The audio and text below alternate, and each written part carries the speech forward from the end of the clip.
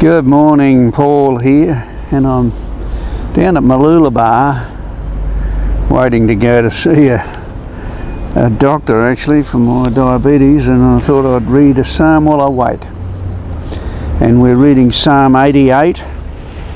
It's a song, a psalm of the Sons of Korah for the director of music according to mahalath leannoth.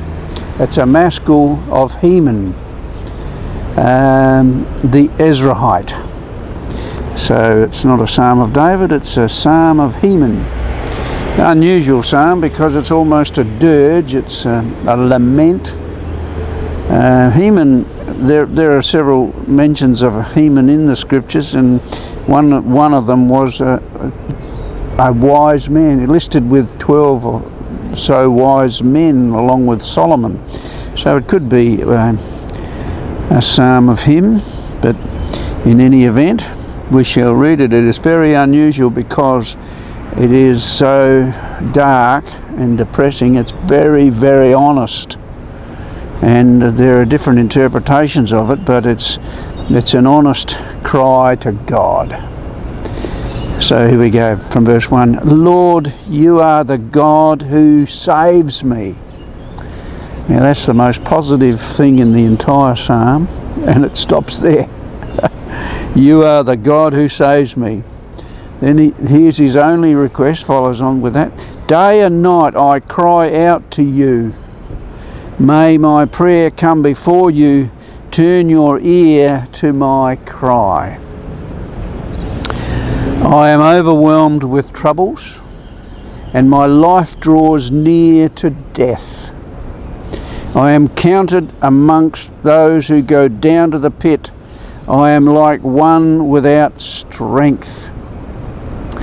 Jesus, it was prophesied that he was numbered with the transgressors. So it could be about Jesus. Some commentators think it is. Verse 4, I am counted among those who go down to the pit. I am like one without strength. I am set apart with the dead, like the slain who lie in the grave, whom you remember no more, who are cut off from your care. You have put me in the lowest pit, in the darkest depths. Your wrath lies heavily on me. You have overwhelmed me with all your waves. You have taken from me my closest friends and have made me repulsive to them. I am confined and cannot escape. My eyes are dim with grief. I call to you, Lord, every day I spread out my hands to you. Do you show your wonders to the dead? Do their spirits rise up and praise you?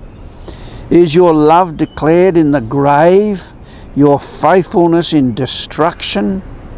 Are your wonders known in the place of darkness, or your righteous deeds in the land of oblivion? But I cry to you for help, Lord. In the morning my prayer comes before you. Why, Lord, do you reject me and hide your face from me? From my youth I have suffered and been close to death. I have borne your terrors and I am in despair. Your wrath has swept over me. Your terrors have destroyed me. All day long they surround me like a flood. They have completely engulfed me. You have taken from me friend and neighbour. Darkness is my closest friend. So in many ways we can see Christ in this. You can see what Christ went through when he was crucified on the cross and died and went into Sheol. You know, this is a very dark place, and often as we humans die we go to dark places. I remember my mother said in her final day, she said, why do you have to go through hell to get to heaven? And there was a time when she couldn't pray anymore. She said, pray for me, I can't pray anymore. She was in a very dark place. And Pauline's mother was in the same situation. She said, don't have a funeral. All of my friends have gone. Don't bother about a funeral. She was winding down. And here is a psalm from Heman, who was also in a very, very dark place. But it's in the scriptures. It's been canonised. It's in the Bible. So it's meant for some reason. We have to realise that we too might end up in dark places sometimes. But the positive thing about this particular psalm is that first verse, he cries out, Lord, you are the God who saves me.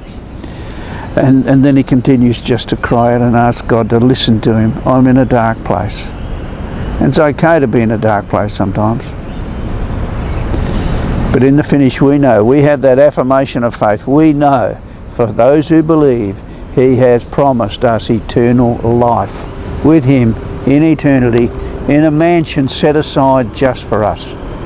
So there you go, a little Psalm 88. Very different from many of the other Psalms, but it's in the scriptures. So we need to read it, get it into our spirit, and realise that there are dark and desperate places that we may find ourselves sometimes, but we can still cry out to God.